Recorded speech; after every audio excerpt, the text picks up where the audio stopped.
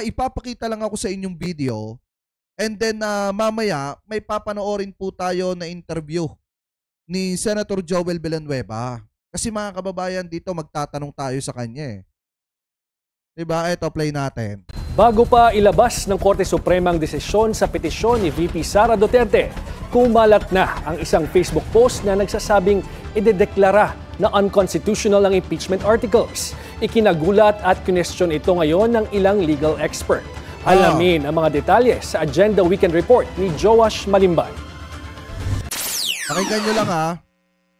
Ilang araw bago opisyal na ilabas ng Korte Suprema ang kanilang ruling sa petisyon ni Vice President Sara Duterte, kumalat ang isang post na sinasabing idedeklarang unconstitutional ang articles of impeachment. Sa Facebook post ng kolumnistang si Antonio Montalban, sinabi nito na ibinahagi sa kanya ng isang SC insider na wala nang magaganap na impeachment trial. Ang FB post na umani ng daan-daang reaksyon, almost 100% accurate kung ikukumpara sa inilabas na desisyon ng SC noong Biyernes. Aniya, 12 Duterte appointee SC justices ang papabor sa unconstitutionality ng impeachment proceedings. Si Senior Associate Justice Marvic Leonen ang magiging ponente ng desisyon. Samantalang sina Justices Benjamin Caguioa at Raul Villanueva raw ang hindi sasang-ayon dito. Tanging sina Justices Leonen at Caguioa na lang ang natitirang Aquino appointees. Samantalang si Justice Villanueva naman ang nag-iisang Marcos appointee. Nang ilabas ang ruling ng SC, kumpirmado na si Justice Leonen ang ponente. Pero ang naging voting process, unanimous. Kung ikukumpara sa impormasyon ng umano'y SC insider, imbis na mag-dissent, nag-inhibit o piniling hindi bumoto ni Justice Caguioa. Samantalang si Justice Villanueva naman, sumama sa mga pumabor sa desisyon. Ang isang Duterte appointee na si Justice Singh hindi rin nag-participate dahil on leave.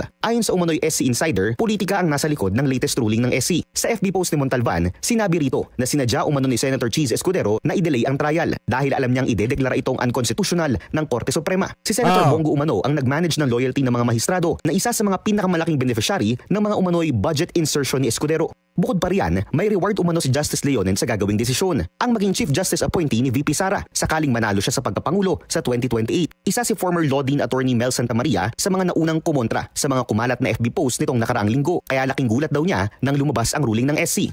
Nakapagtataka. So hindi mo maiiwasan magkaroon ng speculation ang ating mga kababayan na nabasa yung rumor na yun sa mga Facebook, Twitter, etc. na parang may leak dyan. Ayon sa Korte Suprema, Wait, punta tayo dito. Kasi mga kababayan matindi to. Diba kung matatandaan nyo, may hinahabol, may hinahanap tayo. Kasi matindi to mga kababayan eh. Ituloy lang natin do sa ano. Yan. Ito. Kasi may itatanong tayo kay Senator Joel Villanueva. At palaban na sinagot ni diba sabi do sa unang balita na ipinakita ko sa inyo, si Bonggong isa sa nakinabang do sa insertion ni Senate President Cheese Escudero. Ngayon mga kababayan, ituloy po natin dito yan. SP Cheese Escudero ang issue tungkol sa insertions niya umano sa 2025 budget. Kumbinsido ang Senate President na isa lang itong demolition job. Yan ang agenda report ni Dexter Ganibe ng Abante Radio live mula sa Senado. So Dexter, sino ang tinuturo ni SP Cheese na nasa likod daw nitong sinasabi niyang demolition job? Alam mo, Karina, rumesbak na itong si Senate President Cheese Escudero saan niya ay taga-kamara na nasa likod ng pag-uugnay ng kanyang pangalan, kaugnay dito sa halos 150 billion pesos na budget insertion sa 2025 General Appropriations Act. Smooth sailing pa sa unang higit 10 minuto ng press con. Pero nang kinungkat na ang issue ng budget insertion, tila naging mainit na. Ilang beses din lumabog ng tubig si SP Cheese sa magkakasunod na tanong hinggil sa issue. Dito na, ilanapikon si Escudero. These are insinuations that you are merely carrying, coming from those who want to politicize that particular instance. Pag hindi naman namin ginawa yung trabaho namin, edi issue din. But what are they insinuating? Tapos sir, papainom siya no? What are you insinuating? What are they insinuating na nagpunta ron? Ang tinutukoy ni SP, ang report na lumabas sa Politico.com na 2 beses siyang nagpunta sa Batasang Pambansa. 2 araw matapos magsimula ang Bicameral Conference Committee at sa kasagsagan ng pag-reconcile ng mga magkasalungat na bersyon ng Senado at Kamara para sa General Appropriations Bill ng 2025.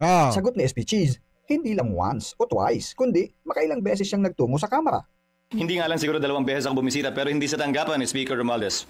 Sa tanggapan kung saan, sa opisina kung saan isinasagawa ang BICAM. Bakit ipinapakita ko sa inyo mga kababayan yung 142 billion na insertion na yan? Diba sinasabi dyan mga kababayan na nakinabang po ng 12 billion pesos yung hometown ni Senator Joel Villanueva. At yung 3 million, pakitama na lamang po ko kung ako po ay mali, yung 3 billion mga kababayan, or kulang-kulang 3 billion ay nakalaan po para sa mga flood control project.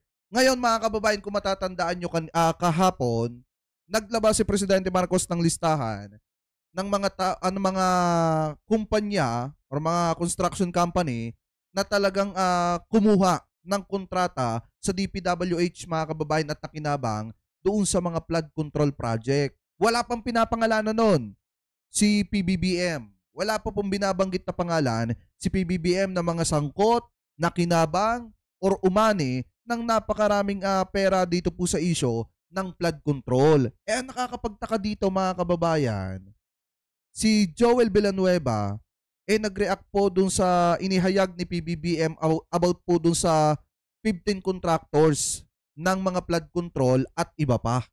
So ayon po mga kababayan, dito kay Joel Villanueva, hindi daw po konektado yung mga senador. May sinabi ba si PBBM na konektado yung mga senador?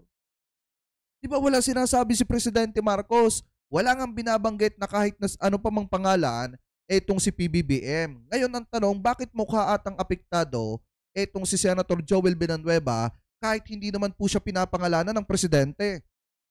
Diba? Masyado mga kababayang guilty. Alam niyo yon? Nakukuha niyo yung pinupunto natin? Eto, pakinggan niyo ha. Yung mga kasama natin dito talagang mainit din sila na gusto nilang malaman talaga kung saan napunta itong flood control at sino yung mga involved dito.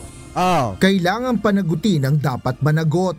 Ito ang inihayag ni Senate Majority Floor Leader Joel Villanueva matapos banggitin ni Pangulong Ferdinand Marcos Jr. ang maanumalyang flood control projects ng pamahalaan. Aniya, inaasahan ng mga senador ang malaking aksyon sa bahagi ng sanghay ng ehekutibo kaugnay ng pag-iimbestiga sa issue. Batay naman sa mga pag-uusap sa Senado, sinabi ni Senador Villanueva na nais din nilang itulak ang investigasyon sa mga naturang proyekto. Kumpiyansa naman ito na hindi sangkot dito ang sinumang miyembro ng Senado. Talaga ba? Talaga ba? Di ba may mga senador dyan na may mga kamag-anak na nangungontrata ng proyekto ng gobyerno? Ngayon mga kababayan, ito tanong ko.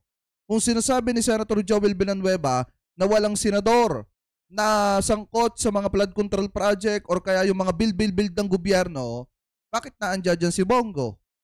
Yung kamag-anak ni Bongo, mga kababayan, di umano, di ba kaya nga sinampahan ng kaso ni former Senator Trillanes kasi nga, sangkot mga kababayan yung kamag-anak niya sa pagkuha ng kontrata galing po sa gobyerno. Ngayon mga kababayan, kung titingnan nyo din, di ba yung lungsod po ni Senator Joel Villanueva, yung Bulacan, nakakuha ng 12 billion pesos, 12 billion pesos para po dun sa kanyang lungsod. And then nakalaan po yung iba dun sa mga flood control project. Ang tanong, saan na po napunta yung Senator Joel Villanueva? Kami po ay nagtatanong lamang. I can only speak for this house, not the other house. And as far as I'm concerned, as the majority leader of the Senate, I don't see any senators involved in any of these 15 construction firms. Tumanggi namang kumpirmahin ni Senador Joel Villanueva kung may koneksyon ang panig ng House of Representatives sa 15 contractors ng gobyerno para sa flood control projects. Bibigyan ko na lang kayo ng mga papeles para mas magandang yun ang magsalita kesa po ako. Dapat kasi mga kababayan, dapat kasi yung mga senador na konektado dun po sa mga flood control project, yung nakatanggap ng pera galing doon sa in-insertion ni Chis Escudero, dapat itong mga ito tinatanong at iniimbestigahan din. Kasi ang tanong ng taong bayan, saan napunta yung 12 billion na nakuha ni Joel Villanueva sa insertion ni Chis Escudero? At yung iba doon ay nakalaan sa mga flood control project. Ngayon, ang tanong ng mga kababayang Pilipino, yan ba ay nadala sa mga flood control project? So kung nadala yan sa mga flood control project, anong mga lugar dyan po sa Bulacan? Para kay Senador Villanueva, isa rin itong depensa at pagpapatunay na wala silang kaugnayan sa mga issue ng flood control project na ipinupukol sa kanila kasabay ng paghahalal ng Senate presidency. Diba? Binigyan din ng mambabatas na mahalaga na maging impartial, mataas ang kredibilidad at walang sasantuhin sa investigasyon na gagawing kaugnay ng flood control projects. kung mapapanagutan niya ang mga sangkot dito, hangad nito na magkaroon ng integrated flood control programs at hindi patsi-patsi ang proyekto. Asher Kadapan Jr., UNTV News. Partida yan mga kababayan na walang sinasabi si PBBM na kahit na anong pangalan. Bakit parang nakakapagtaka dito, bakit masyado po atang tinatamaan etong si Senator Joel Villanueva? Di umano. Mga kababayan, ano po, dahil kung titingnan nyo, kung ang pag-uusapan natin kung may nangyari ba na mga flood control project dyan po sa Bulacan, ang makakapagsalita po niyan, hindi po tayo.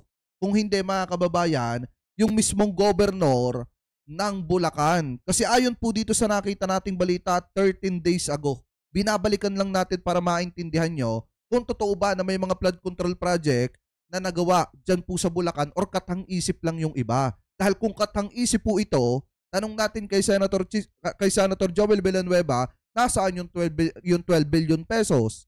Nasaan yung 3 billion na nakalaan para dito sa mga flood control project na ito?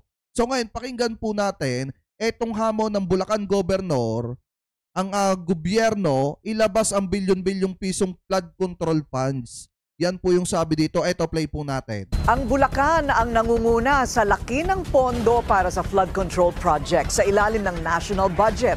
Umaabot ito ng mahigit 3 bilyong piso para sa 2025.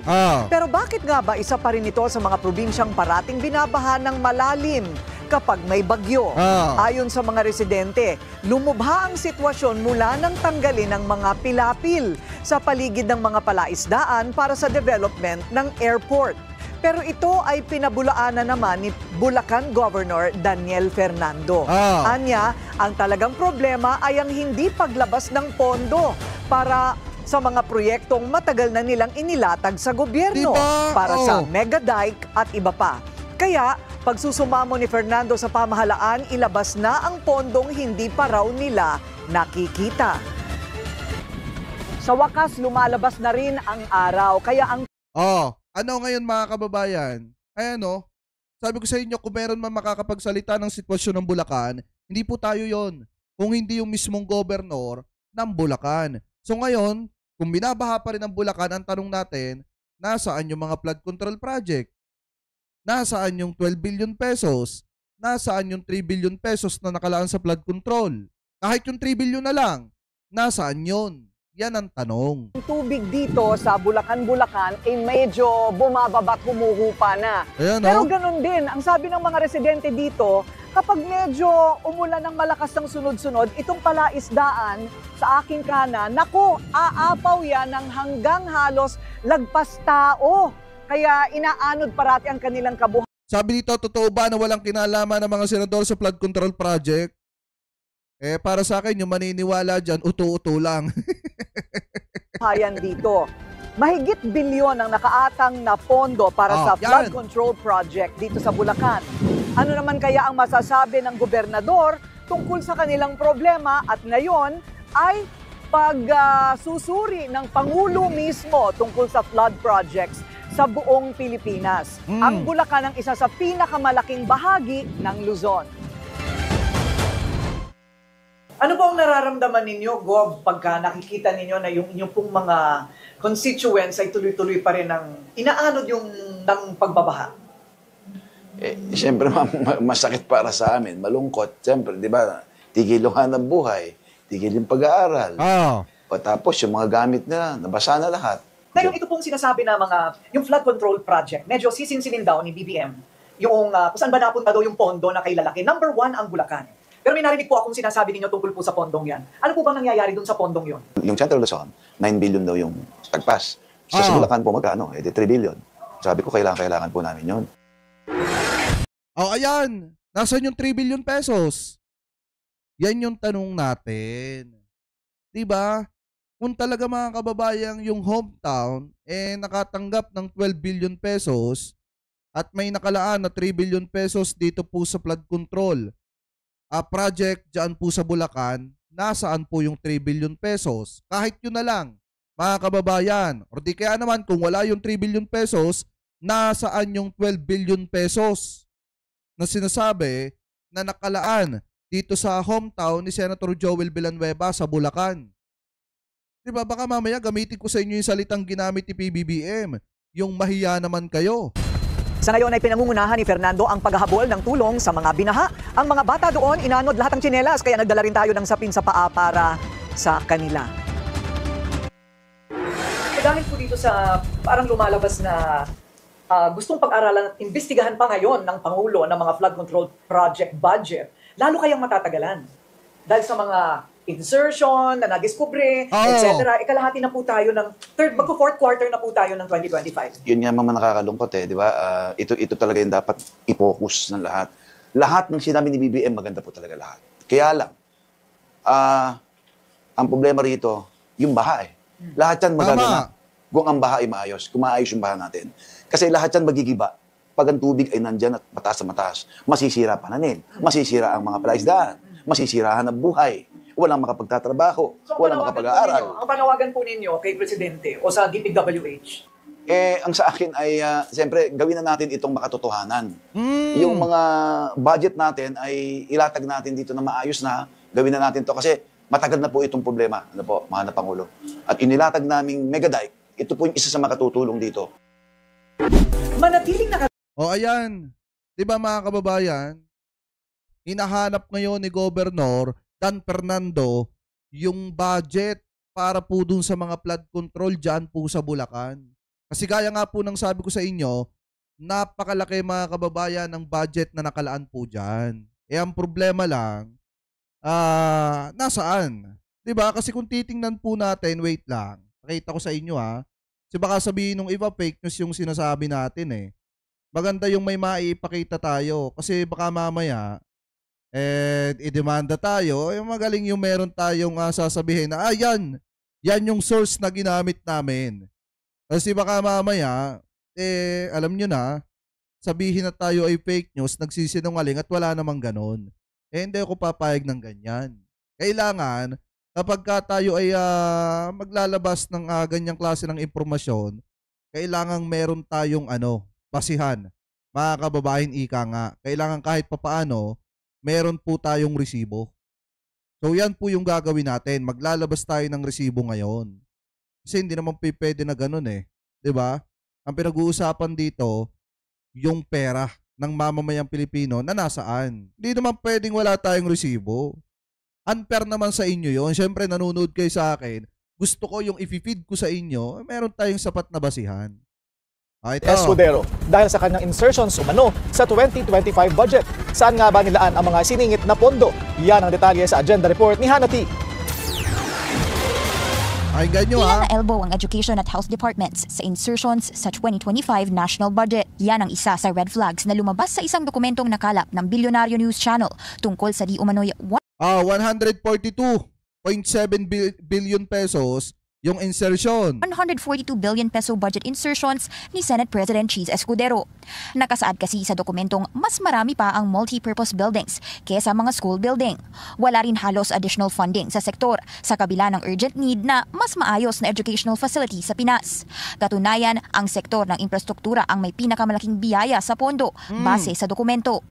Si Escudero ang di umano'y finance chair sa Bicameral Conference Committee at nag-insert ng mga proyektong ito sa final version ng national budget. Inaasahang mananatili siya sa kanyang liderato sa 20th Congress dahil yan sa Senate resolution na sign of support ng majority sa Senado. Sa dokumento, Bulacan ang tumanggap ng pinakamalaking pondo na 12.08 billion. Ayan Di ba mga kababayan, ito yung sinasabi ko sa inyo kanina. Di ba sabihin ng iba fake news tayo Ayan Kita nyo, province of Bulacan. Province of, Province City, Bulacan. Flood control project. Ito yung nakalaan sa flood control project. Tingnan nyo 2.9 billion pesos yung nakalaan. Kulang-kulang 3 billion. Yan nga po yung sinasabi ko sa inyo. Kahit yung 3 billion na lang. Sabihin kung saan napunta yan. Diba? Sabihin kung saan dinala yan. Kasi hindi naman po magsisinungaling yung governor ng Bulacan. Kung talagang may nailaan, may napapunta na 2.9 billion pesos sa kanila para ilatag doon sa mga proyekto dyan po sa Bulacan. Ang problema, ang tanong natin, saan napunta ito? At may breakdown pa ng halos 3 bilyon sa flood control. 3 bilyon naman para sa mga kalsada, 3.6 billion sa buildings, habang lagpas 2 bilyon Kita nyo mga kababayan, di ba ang nakalaan sa flood control, dyan po sa Bulacan, 2.9 billion pesos. Ngayon, ang nakalaan naman po mga kababayan dito po sa Bulacan ulit, sa mga kalsada, 3.2 billion pesos. And then dito naman po sa mga buildings, ang nakalaan naman po dito mga kababayan ay 3.6 billion pesos. And then dun po sa mga street lights, ang nakalaan is 2.2 billion pesos. Ayan ganyan kalaki mga kababayan yung natanggap na budget para po dyan sa Bulacan. Galing po yan sa insertion ni Senate President Chis Escudero. Sa street lights. Second honor naman ang Sorsogon na balwarte ni Escudero na tumanggap umano ng 9.13 billion habang tumanggap din ang Davao ng lagpas 7 billion. Hindi nakasaad sa kung syudad ba ito ng Davao o... Yung Davao City naman mga kababayan, province of Davao City, magkano yung nakuha sa insertion ni Chis Escudero? 7.2 billion pesos. At tanong, sino ang tumanggap niya sa Davao? Diba? Saan napupuntang Davao yan? Bakit binabaha pa rin ang Davao? Yan ang tanong natin. Alam niyo, natalakay ko na ito nung una, hindi ko gaanong napansin tong Davao. Nakatanggap pa lang Davao mga kababayan ng 7.2 billion pesos. Ganyang kalaki yung napapunta sa Davao. Buong rehiyon. Karamihan sa line items, whole numbers ang nakasaad na pondo, hindi gaya ng exact costings sa ilang engineering plans. Halimbawa dyan ang road projects na nakasplit sa segments package A to E para tila makaiwas sa audit. Maging ang solar street lighting projects, equally funded ng 100 million pesos kada Yan yung tinutukoy ni PBBM. Laging naka-close mga kababayan sa 100 million pesos. Ewan ko lang kung ano yung sinabi doon kay PBBM kung 100 billion pesos. Pero para sa akin kasi mga kababayan, kung titingnan nyo, halos pare-parehas po yung nakalagay po dito Para nga naman mga kababayan, pagka in-audit, isang auditor na lang. Ngayon, ang problema po kasi dito, balik tayo dito sa issue ng Bulacan, nasaan po ito? Diba? Nasaan po itong 2.9 billion pesos na nakalaan po para dyan sa flood control project dyan po sa Bulacan? Diba? Bakit hanggang ngayon hindi po ito napapakinabangan ng Bulacan? Bakit yung governor ng Bulacan ay sinasabi na kailangan ng ilabas ng gobyerno para maituloy na yung mga dike na ipinapagawa? Paano nang sa ganun hindi na po binabaha ang Bulacan? So ngayon magtatanong tayo kay Senator Joel Villanueva, saan po kaya napunta ito? Ang laki po na natanggap ng inyong hometown. Eto wait lang. Sa Senado. Sa dokumento, Bulacan ang tumanggap ng pinakamalaking pondo na 12.08 billion at may breakdown pa ng halos 3 billion sa flood control. 3 billion naman para sa mga kalsada, 3.6 billion sa buildings habang lagpas 2 billion sa street lights. Second honor naman ang Sorsogon na balwarte ni Escudero na tumanggap umano ng 9.13 billion habang tumanggap din ang Davao ng lagpas 7 billion. Hindi nakasaad sa kung syudad ba ito ng Davao o buong rehiyon. Karamihan sa line items, whole numbers ang nakasaad na pondo, hindi gaya ng exact costings sa ilang engineering plans.